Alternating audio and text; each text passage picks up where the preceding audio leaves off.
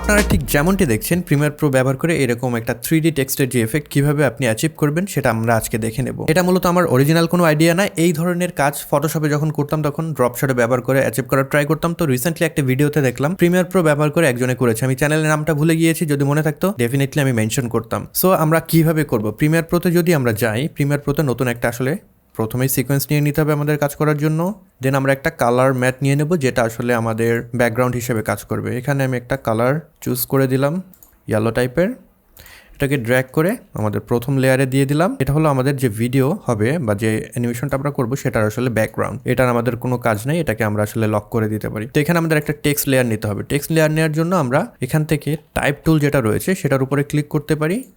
দেন আমরা এখানে যদি লিখি 3D টেক্সট, তাহলে দেখতেই পাচ্ছেন 3D টেক্সটের একটা টেক্সট এখানে চলে আসবে। তো এখান থেকে আপনারা যদি চান এটার ফন্ট চেঞ্জ করতে পারেন। আমি বেবাস ব্যবহার করলাম, মোটা ধরনের যে কোনো ফন্ট আপনারা ব্যবহার করলে ভালো একটা রেজাল্ট পাবেন। এটাকে আপনারা সেন্টার অ্যালাইন করে দিতে পারেন এবং এখান থেকে অ্যালাইনমেন্ট থেকে হরিজন্টালি এবং ভার্টিক্যালি এটাকে সেন্টারে অ্যালাইন করে দিলেন। টেক্সটের সাইজ আপনাদের পছন্দ মতন যে কোনো একটা সাইজে রাখলেই হলো। তো আমি মোটামুটি এরকম একটা সাইজে রাখলাম। তো আমি যে আমাদের টেক্সট লেয়ার রয়েছে সেটা মোটামুটি 5-6 সেকেন্ডের মতন ডিউরেশন রেখে দিলাম, আমি 5 সেকেন্ড রেখে দিলাম। এবার যেটা করতে হবে, এখানে আমাদের একটা এফেক্ট অ্যাপ্লাই করতে হবে যেটা আমাদের যে 3D ইলিউশন সেটা ক্রিয়েট করবে। আমরা যদি এফেক্টসে যাই, এখান থেকে বেসিক 3D সার্চ দেই, তাহলে বেসিক 3D নামে একটা এফেক্ট পাবো। এটাকে আমরা ড্র্যাগ করে আমাদের টেক্সটের উপরে ছেড়ে দিলাম। আমাদের এফেক্টস কন্ট্রোল প্যানেলে যাব, টেক্সট লেয়ারের একদম শুরুতে চলে যাব। তো এখান থেকে আমাদের যে বেসিক 3D অ্যাপ্লাই করলাম এইটার ভিতরে দেখবো সুইভেল নামে একটা অপশন রয়েছে। এই সুইভেলের যে ঘড়ি রয়েছে এখানে আমরা একটা ক্লিক করে দেবো, তাহলে এখানে একটা কি ফ্রেম তৈরি হয়ে গেল এবং সুইভেলটাকে আমরা চেঞ্জ করে এরকম একটা পর্যায়ে রেখে দিলাম। লাস্ট যে আমাদের কি ফ্রেম, এখান থেকে আমরা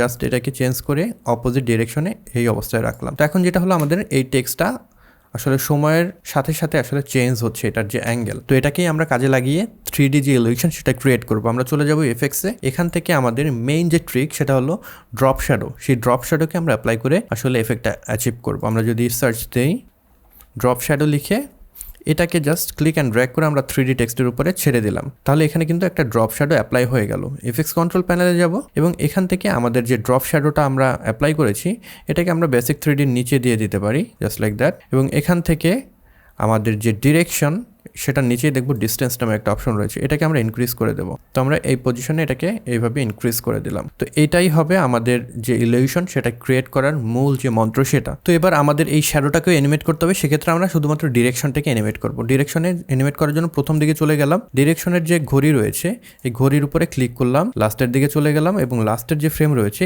এই জায়গায় গিয়ে আমরা আমাদের ডিরেকশনটাকে জাস্ট চেঞ্জ করে এই দিকে যদি সুইভেল হয় কোন অ্যাঙ্গেলে থাকতে পারে টেক্সটটা, যে শ্যাডো রয়েছে সেটা সেভাবে রেখে দিলাম। তাহলে এবার যদি প্লে দিই তাহলে দেখবো আমাদের যে শ্যাডো রয়েছে সেটা কিন্তু টেক্সটের সাথে সাথে সুইভেল হচ্ছে। এটাই আসলে আমাদের ইলিউশনটা ক্রিয়েট করবে। এখন আমাদের এই শ্যাডোটাকে অনেকবার কপি করতে হবে। কপি করার জন্য আমাদের ড্রপ শ্যাডোটাকে আমরা সিলেক্ট করব, এটাকে আমরা যদি কপি করি দেন কিবোর্ডে শুধু Ctrl+V প্রেস করে আমরা বেশ কয়েকবার এটাকে পেস্ট করে দেব।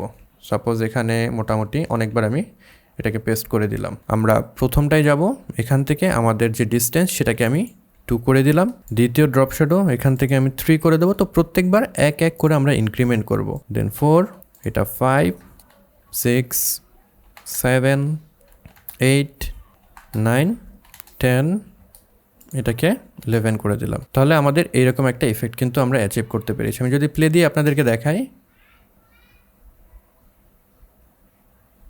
তাহলে দেখতেই পাচ্ছেন আমরা কিন্তু 3D টেক্সটের যে একটা ইলিউশন এখান থেকে কিন্তু এভাবে ক্রিয়েট করতে পারলাম। তো এইভাবে এই টেকনিকটা আপনারা ফলো করে টেক্সটগুলোকে আসলে এইভাবে 3D যে টেক্সট সেভাবে কিন্তু রূপান্তর করতে পারবেন। তো এটাকে আপনারা প্রিসেট হিসেবে সেভ করে রাখতে পারবেন। সেটা করার জন্য আপনাদের যেটা করতে হবে, এই যে আমাদের যতগুলো ড্রপ শ্যাডো আসলে এখানে অ্যাপ্লাই করেছি এবং যে আমরা বেসিক 3D এফেক্ট অ্যাপ্লাই করেছি এটাকে দিয়ে আমরা একটা প্রিসেট তৈরি করবো। আমি সবগুলোকে জাস্ট মিনিমাইজ করলাম।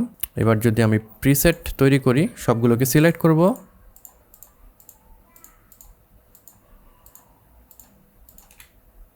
অ্যান্ড এখান থেকে আমি সেভ প্রিসেট দিলাম